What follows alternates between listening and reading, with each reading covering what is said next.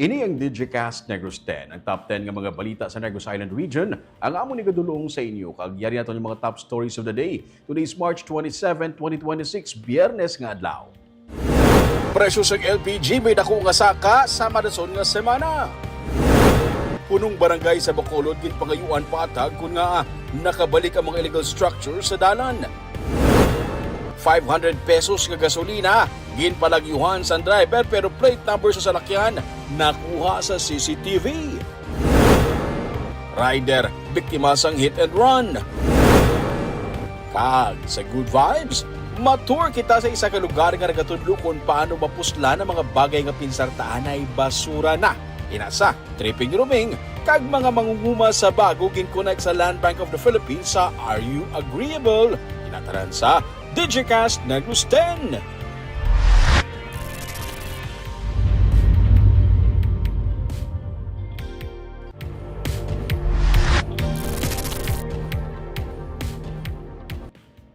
Sa number 10, bukas sa karon ang Camp Nulan Trail, pati na ang river dipping area sa Mambukal Resort and Wildlife Sanctuary, pati na ang Garden Cafe ang ginbuksan naman. Kahapon Huwebes, ginpamunuan ni Negros Occidental Governor Eugenio C. Lacson, 3rd District Board Member Andrew Montilivo ug Provincial Administrator Fernando Diaz ang inaugurasyon sa mga bago nga facilities. Nagabalor sang 30.8 million pesos ang pagtukod kag improvement sa among mga facilities. Sunod sa kay Diaz, 5.8 million ang balor sa Garden Cafe. Ang improvements sa Camp Nulan Trail nagabalor sang 10.5 million. Samtang ang bago nga powerhouse o kung electric rehabilitation ang nagabalor naman sang 15 million. Sunod kay Negros Occidental Governor Eugenio C. Lacson, ang inauguration sa mga bago kag upgraded nga facilities ang naga-reaffirm nga ang Mambukal ang isa sa mga icons ng turismo sa Negros Occidental. Sunod sa gobernador, ginapasiguro nila nga magapabilin nga competitive ang Mambukal sa tourism landscape sa karon. What makes Mambukal truly special is that it is not defined by a simple or single experience. It is many things all at once. And now, with initiatives like this, we continue to give new life into Mambukal, ensuring that it remains relevant, vibrant, and competitive in today's tourism landscape. Because in Negros Occidental, we do not simply preserve what we have, we build on it. Subong ma-share na nato ng katahom sa atong forest cover dira sa Camp Nulan, no? This afternoon pag-abot, excited dito na ikatakto na tayo, no? It's about a 20-minute uphill walk, no? So may part just na hill dito, no? Ang first gear kagib, no? But when you reach the top, no, it's really an awesome view. You can see Murcia, you can see Bacolod City from the top sa ato to a viewing deck. May viewing deck, may rest areas kita itong agintuta along the way.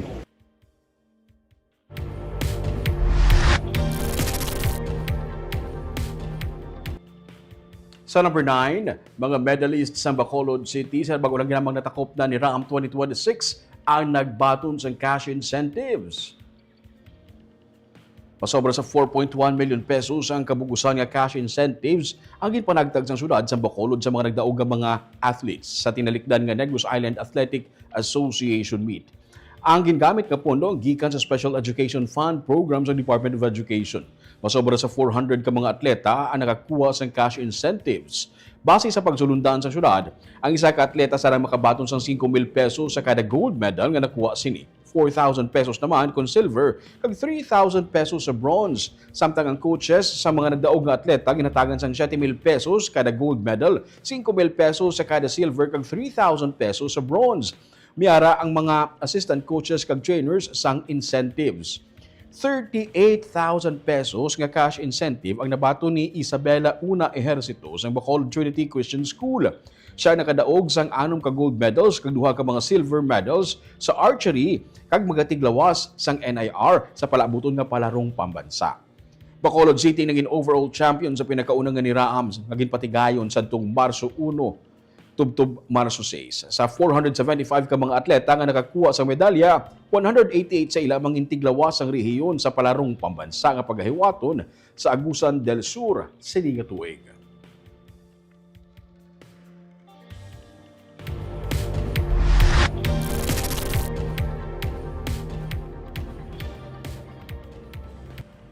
Sa number 8, nagaplano ka bala magpatukod sa balay o kung anuman nga estruktura. Isa ka grupo sa mga architects diri sa Pilipinas ang nagahaylo sa publiko nga magkuha sang professional help. Nagapadayon karon ang 13th Negros Building and Construction Exposition. Tubtob ini sa March 30 sa Ayala Malls Capitol Central. Lakip na diri ang selebrasyon sang 51st founding anniversary sa United Architects of the Philippines. Suno kay Architect Julius Rasmo, ang UAP Negrense Chapter President, ginahaylo nila ang publiko nga mag-avail sa professional. Una suno sa iya, kay maga-invest ka man lang gid sa ipatukod nga balay o kung anuman is infrastructure, mas maayo nga naplanuhan ini sang maayo. Ang iban, nagalikaw sa pagkuha sa professional help suno sa iya kay mas mahal. Pero, paatag niya, kung may magkuha sang architect, malikawan ang balik-balik nga obra, bangod sang error o kung mga sala nga sa ulihi, mas magasto pa bangod sang nausik nga resources. Naga sa ulugman karon ng Bacolod, Cebu kag Iloilo nga UAP chapters sang ilang nga 50th anniversary. Magkuha sa arkitekto, kaprograma niyang tanan niya. Alin sa pag-study namon from the very beginning. Nastudyuhan na mo ng orientation sa balay, ang functionality sa balay, accessibility, tanan ang siyempre ang aesthetics sa akin. Basta arkitekto gani mo brama distinguish mo ginaya kumpara ko sa ito. Kagdi siyempre kung ikaw ang isa ka client, bugal mo man makapakita nga ang imo balang invest ang imo balang dream house or dream structure na tuman bala.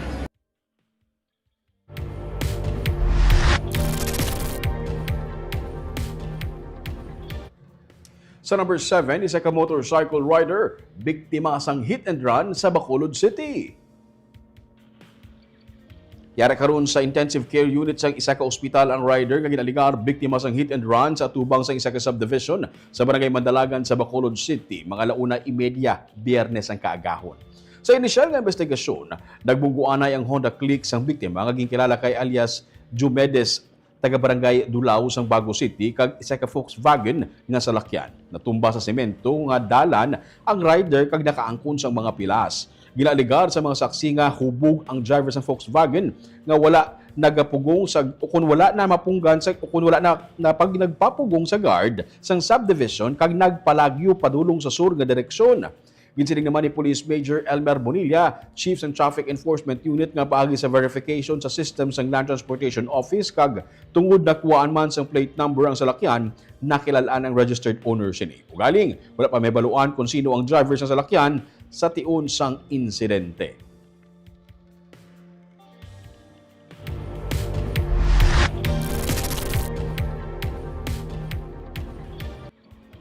Sa number 6, 500 pesos nga gasolina ginpalagyuhan sang driver pero plate number sa salakyan nakuhaan sa CCTV.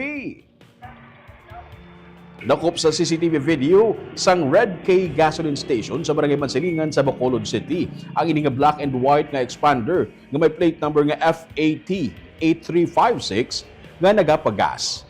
500 pesos ang ginpagas ang driver kag sang mahumana sa ang pagtugong kag matapos nga masira na sang gasoline boy ang gas tank, nagdali-dali ini palagyo nga wala makabayad. Istorya ni Liumarski Paver sang among gas station, February 27 pa sini nga tuig natabo ang among insidente. Pero luyag niya nga magserbi ini nga warning sa mga gas stations nga mangin alerto sa pareho sini nga driver nga ginapalagyuhan ang balayran ilabi na karon nga syado kamahal sa bilis sa produkto petrolyo. Napablatter na nilang insidente kag nangayo man sila sa bulig sa LTO para makilala ang tag-iya sang salakyan.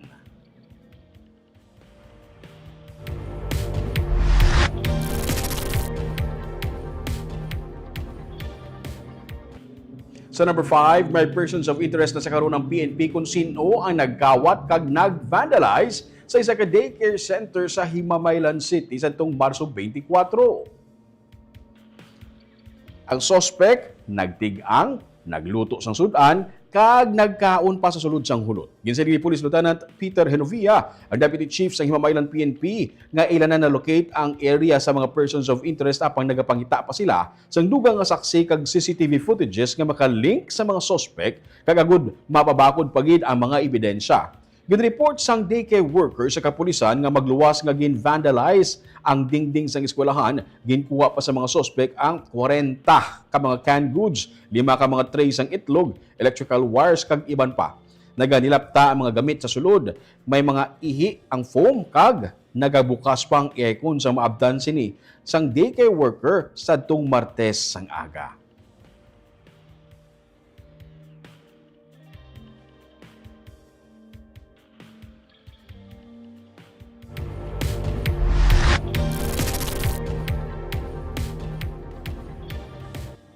Sa number 4, alkalde sa Bacolod City nagapanawagan sa mga health workers nga palabaon ang pasensya kung nagatubang sa mga pasyente.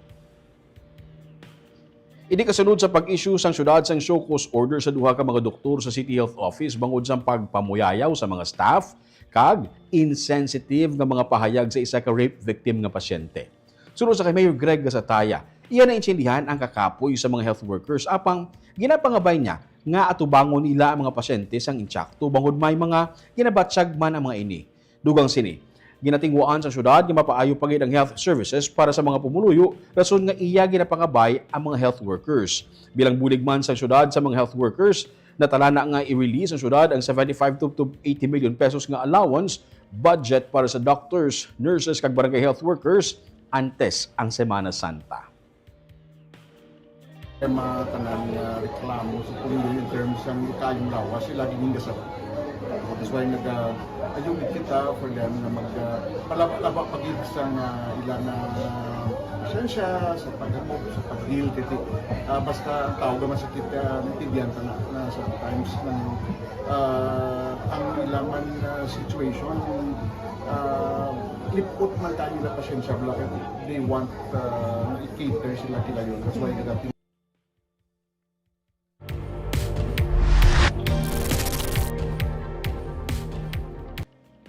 Sa number 3, isa ka punong barangay sa Bacolod City ang sa karon ginapangayuan sa paatag kun nga nakabalik ang mga illegal structures sa dalan nga iya nasakupan. Gindagdagan sang notice sa Bacolod City Legal Office si punong barangay sa barangay 16 nga si Jason Ligaya may angot sa mga nagbinalik nga mga illegal structures sa kilid sang dalan sa Palangka Road nga iya nasakupan. Ginsiling ni Attorney Joseph Carol Chu, City Legal Officer, nga gin-clear na nila ang lugar sang July 9 sa tinalikdan nga tuig. Apang sang inbalikan ini sang CLO agud i-inspect, natukiban nga may mga bag-o na naman nga mga illegal structures nga nagkalatukod. May mga car washan kag may mga bulkitan na sa higad sang dalan. May ara sang trucks, sang junk shop, kag mga panimalay. Ini ang ginadumilian sa syudad bangod sa mando sa Department of the Interior and Local Government nga ipabilin nga hilway para sa publiko ang mga sidewalks. Sa Lunes, ginkatuan sang CLO si Kapitan Ligaya agud hatagan sang notice kag hatagan siya sang oras nga mapahalin ang among mga istruktura. Kung hindi pa makakas sang punong barangay ang among mga istruktura, posible pasakaan siya sang syudad sang kaso administratibo base sa memorandum nga Local Government Code sang DILG. Sa nigman sa among direktiba sang DILG, responsibilidad na sang punong barangay nga ipabilin nga hilway ang dalanon matapos ini mahawanan sa syudad. Sa karon, wala pa makasabat si Kapitan Ligaya sa notice gikan sa syudad. Gintinguan man sang Digicast Negros nga makakuha sang iya pahayag pero wala siya sa barangay hall kay ina. Si Ligaya, ang una nga punong barangay sa syudad nga ginserbihan sang amo nga notice. Ang City Legal, grabe man ang efforts namon nga man-clear sa dalan. So, gayo kami sa mga punong barangay nga, buligan man kami nila. Subong, nabalikan to namon, may mga karwasan, may mga ano, so, dapat hindi na pag-alaro sa mga kapitan.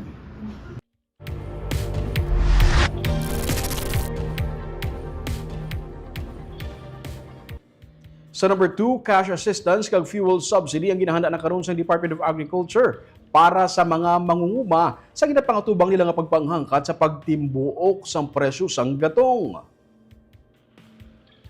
Patag ni DA Negros Island Region Director Engineer Jose Albert Barogo, kada tuig mayara sang financial assistance nga ginahatag sa mga mangunguma nga mayara sang 2 ka hektarya panubo nga ginauma. Ining ila nga ginatingwaan nga ma-release na. May fuel subsidy man nga iga-release sa mga mangunguma nga ginahatagan sang machineries, lakip na mga kooperatiba nga mayara man sang ila kaugalingon nga equipment, kag bisan pa yadtong mangunguma nga mayara sang ilang equipment. Hatagan man ang mga fisher folks, wala pa ini mapatod kung pila ang kantidad. Unahon anay release ang fuel subsidy nga 5,000 pesos gikan sa budget para sa Negros Occidental, gikan pasadto sa Region 6. 736 ka mga mangunguma ang yara sa amo nga listahan. Ang sa fuel naman, may nabilin kitang slot from Region 6 actually for Negros Occidental nga 700 plus ka farmers nga for fuel assistance. Gin-turnover nila sa aton, so amo na ang ginpang-validate namon. So amo na siya siguro ang mauna matagaan sa tag 5,000. Tig 5,000. 700 plus. 700 plus na saya ka farmer do 736 wala something to. Pero ang sa 2026 diya subong yang assistance na yung fuel subsidy because of this crisis naton. So amo lang na gina-ready lang namon ang mga ginapang-validate lang namon, and then gawait kami sang final kung pila ang amount nga i-download sang central office naton.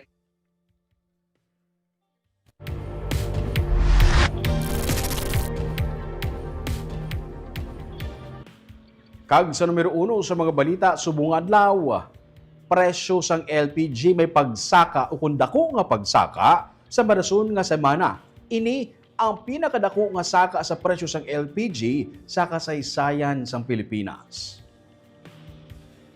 Sa Lunes, ginapaabot nga magasaka man ang bilisang liquefied petroleum gas o kung LPG. Naging kumpirma sa petroleum company nga Rigasco.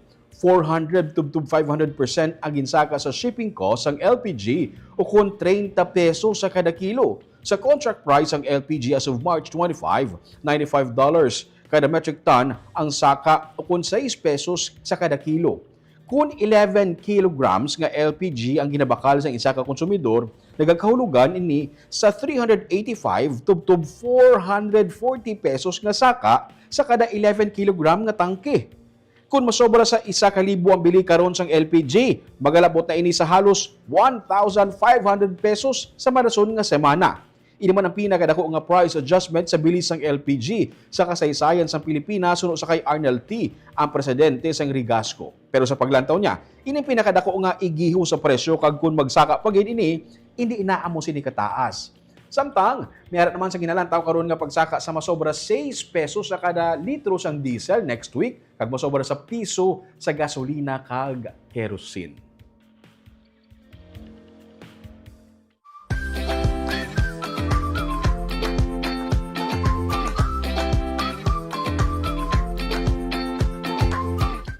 Yari ani pang pabalo namon sa inyo nga pang pag-good vibes sini nga weekend. Tigay balo ka mo bala nga miara sang isa ka lugar sa may banwa sang binalbagan nga kadtuan mo ini nga lugar kadamo ka sa matun-an. Ang ini nga dingding nga himo sa tiles. Ang tiles himo sa mga plastic bottles kag mga taklob sang mga soft drinks ag mineral water. Amo man ang ini nga mga yahong kag mga pulong-uan. Ini tanan-tanan ang ginatudlo sa sini nga facility diri sa may plastic project sang Peace Pond sa Binalbagan. Ini katuan ta sa Sabado sa tripping ni Rome. Kag mga mangungumagin connect sa Land Bank of the Philippines pinaagi sa bulig ni Mr. Ryu. Ginpahibalo ang mga mangunguma kung ano nga mga projects o kung ano nga mga grants o kung loan ang pwede nila masudlan sa Land Bank. Ini naman natin yung pag-istoryahan sa Sunday sa Are You Agreeable at 8 a.m.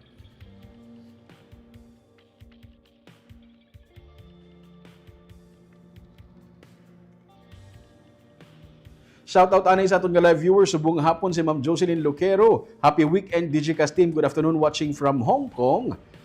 Si John Randolph Rubin, have a good weekend ahead. DJ Casnergos watching from Kuwait. Si Cesar Kagapi, huli to the third by ngapon, Sir Roming. Si Jessery Garucha Hivero, good PM ka DJ Sir Roming, kag sa tanan nga staff ng DJ Casnergos, sir. Shout out kay Sean Andre Maravilla. Congratulations with high honor.